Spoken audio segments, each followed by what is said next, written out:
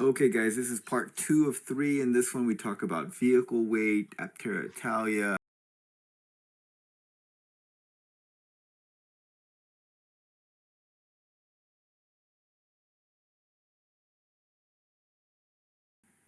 Now that I'm guessing most of the design is now locked down. Is that correct? Yes. I Yeah. mentioned some of the track work we're doing right now with Tennessee to prove out the latest geometry.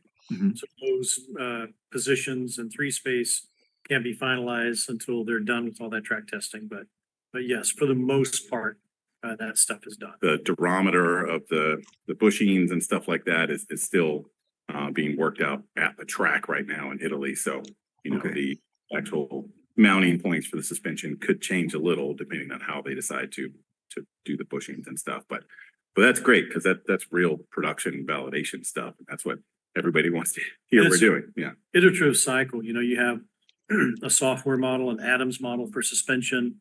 You have a real physical element on the vehicle, and you test it at the track.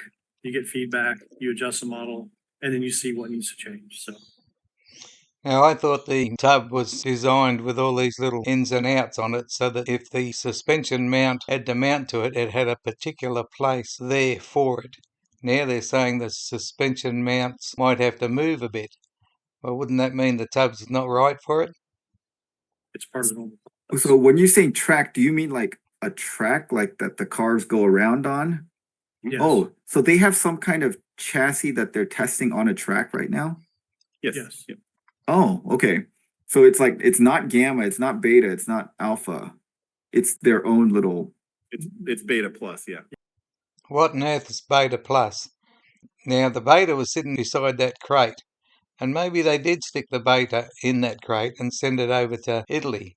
That way they could test it because they've got a radiator on it. Yeah. Oh, okay. This is something that none of us have seen, basically. Correct. Got it. Got it. So Well, they say none of us have seen it, but we've all seen the Beta lots of times. So are they lying? then the question I had from one of the European viewers is, what is the weight of the launch vehicle going to be? Do we know that? Target is 2,200 pounds for the launch edition. Yeah. 2,200 pounds. Because I think they said that there's some European standard of like if it goes beyond a certain weight, it's no longer an auto cycle or something like that. And now there's different rules for it. Yeah, I don't know what the cutoff is. There's some homologation rules related to weight that may or may not be May or may not. Not even he knows. And you'd think, being a CEO, he would. relevant when it's a lower volume. When it's below so many thousand units a year, something like that. So we've got a homologation company in Europe that we're working with to make sure that we're on top of all those issues. Okay, because very early on, back in like 2020, there was some thought of like APTERA being weighing about like 1,800 pounds. So the weight has gone up. Is that because of the body structure, the subframe, or? I mean, I think we really quoted the weight of the vehicles back then with the base pack, the smallest pack that we could put in it. Okay. Launch edition. I think he quoted the weight with his little tiny battery in it, not even the 250-mile battery that it should have had. All the time they were advertising their Alphas, there was no 250-mile battery in it. It had some lightweight, tiny little battery out of probably a forklift from his other company. And so, yes, when he was quoting weights, he was quoting a really lightweight machine that could not be sold. Pack, we've kind of changed our language to talk about the 400-mile range APTERA and to add in the safety features and the NVH and things into the vehicle to really make it, user friendly. That did add weight, and a bigger battery pack, a 400-mile range battery pack does weigh more. So that's where we're at now. Okay. Kind of in the 200-pound range. Could be a little more, could be a little less, but I see. Okay. So I wanted to switch to the funding situation. At the EVA meeting, there was some talk of like there was going to be some debt financing deals, which were like a few weeks away or something, and that we would hear about it, but we haven't heard anything about it. Did that fall through? Like, where are we on the funding situation? few weeks range. Okay. But yes, we're actively working on actually several of those deals. So they all come in different flavors. And there's green bonds and there's regular debt and there's convertible debt. There's all kinds of fun instruments out there now. And we have even more term sheets than I think we've disclosed before. Just picking, what the best deal is for us. I see. Obviously getting too laden with debt that you have to service, you got to pay for that debt. Mhm. Young company, pre-revenue, we don't want to have to service a lot of debt where we have to pay out on that debt, but there are other instruments, where debt's accrued and things like that. So, we feel really good about the prospects, and we think that, some of the debt stuff can help the equity stuff that we're going after too. So, it's really just putting all the pieces of the puzzle together on the finance side to make for a great story to press to production and IPO and everything we're trying to aspire to. Yeah, some of the debt, And there's some, Yeah. So that's kind of the situation with the ATVM loan, right? Like you have to be like in production before you can get the ATVM loan. or at least be very solidly funded and on the path towards production. Exactly. Okay.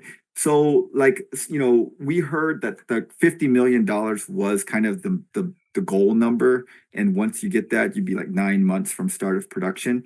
Is that still the case, or did some of the accelerator funds kind of reduce that amount that you need? Like where are we at? Like how much money do you need to get to production?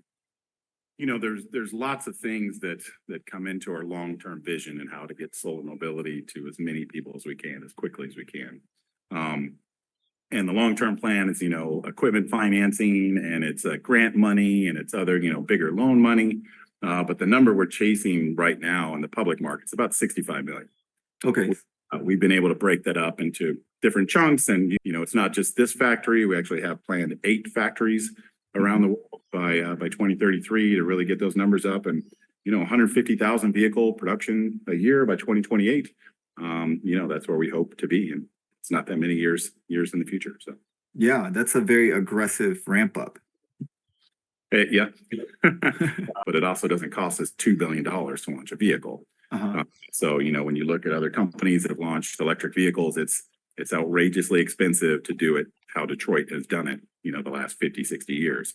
Right. But if you novel approach, like what has been inspired by Sandy Monroe and limited parts and, sub-assemblies that are built as modules by contractors, it just costs us a lot less money to get there.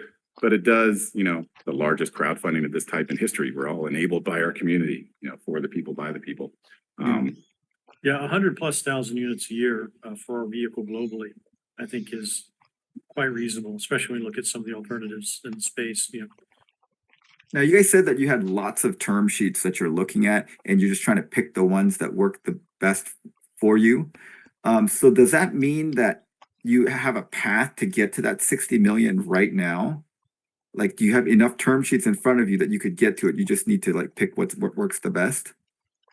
Yeah, there are some terms that, we don't really like, and we think the accelerator program has been amazing for us, and, terribly humbled and thankful to our community for supporting that program. What it really allowed us to do was finish a lot of the big ticket tooling items that we had in the body structure to really show some of these institutional investors that, hey, we're on a very distinct path, and to give us, kind of runway dollars. That the more money we have in the bank, as I said, people don't like to give you money unless you have money. Right. So to be able to bank some of that money from the accelerator program has just made us look that much better for all these deals. Just the last 2 weeks alone, because of the accelerator program, we were able to kick off the seating manufacturer with all the ED&D necessary to complete our design. It means they do the testing according to FMVSS, make sure it handles all the different load cases, use cases, everything else. We were able to kick off the lighting manufacturer with all the ED&D for that. And what was the other one that we just did? Seats, lighting. What am I missing? I'm missing a big one. Unbelievable that a CEO doesn't remember this next one, because this next one is that really big announcement about CTNS or somebody making the battery modules. We just wrote those checks. We should remember. CTNS check. Yeah. So it's been really helpful to us. It's let us make non-incremental progress, but production progress on different systems. Is the lighting manufacturer still MagWorks, or have you guys changed that? Yeah, we've been working with a lot of different lighting manufacturers in Europe, and Okay. there's some great groups that have helped us. The light on the wheel pant is terribly unique. It's not something that a lot of companies have made before. The glow goes terribly unique. It was Okay.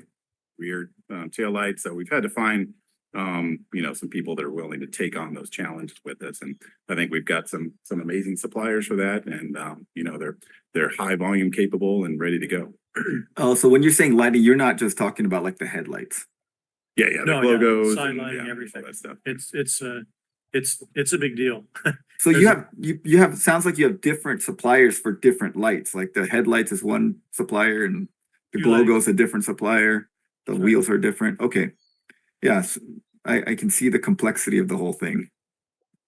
So one of the things is like we've heard of this APTERA Italia. Is that a separate company or is that just the name that you've given to like the APTERA people that are over there in Italy working with CPC? Now, this is the part where I'm saying that the snake oil is beginning to unravel. This question about APTERA Italia gets answered with the fact that they've already established this company overseas, or whatever the entity is. Now, if you hark back to a few weeks ago when they gave the transparency excuses, they said that they wouldn't be transparent unless something was a done deal. That is, if they're talking with suppliers and they haven't signed a contract, they won't say anything. But once a contract's signed, they'll announce it. This was the modus operandum of when they can be transparent and when they have to hold back. This APTERA Italia is a done deal. It's something they've done. It's no deal with suppliers. It's an actual trick. It's so that they can send money over, spend it, and Italy thinks that it's a made in Italian product. It's a tax dodge. It's a way to get in and do things in a country surreptitiously. I can't even say that. Surreptitiously? It even sounds dodgy in and of itself. But anyway, let's listen to it. So we've been having lots of meetings with the different Italian investors, also the Italian government. The Made in Italy arm. It's actually the name. The name is Made in Italy in English. That's what it's called. And they have a mandate to foster an investment and manufacturing things in Italy. So they obviously have no interest in sending that money outside of Italy in other countries. We're doing so much work in Italy now. We created APTERA SRL, which is the mechanism, the company that's going to receive that funding to do the stuff in Italy that we're doing. So that is a company that we created last year for the explicit purpose of receiving those European and Italian monies, government monies necessary to fund the development and production of things like that in Italy. It's a long-winded way of saying it, but it really does sound like it's doing things a little bit under the table. It's conning the Italian government into thinking that this stuff's made in Italy, and I think we need to learn more about this thing.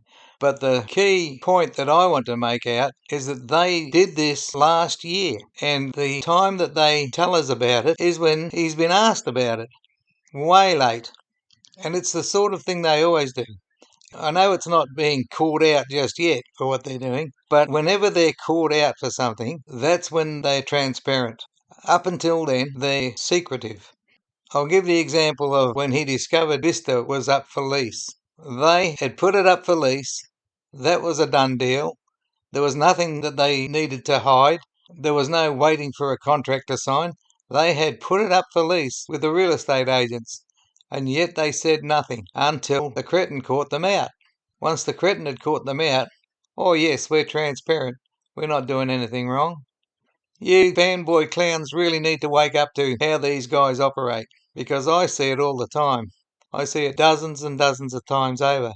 They are coming unraveled because you just can't keep a lie going on forever, and their whole operation is based on lies. I see. So it sounds like from a funding situation, you guys are very confident of getting there. Like, what's your confidence? Like 1 to 10, where are we at? Well, we're always at 10. Yeah, we're always at Snake oil salesmen are always at 10. 10. We will bring this vehicle to production. It may not happen exactly how it's in my head or Steve's head or anybody in this building's head, because there'll be some twists and turns along the way. But we're absolutely at 10 on getting this vehicle into production and getting it to the world. Okay, part 3 of 3. So the last part will be coming up in a day or two. All right, thanks for watching, guys, and have a great day. And same for me. Thanks for watching, guys. Have a great day. This is the Aussie Ideas Man. Bye for now. Stay safe.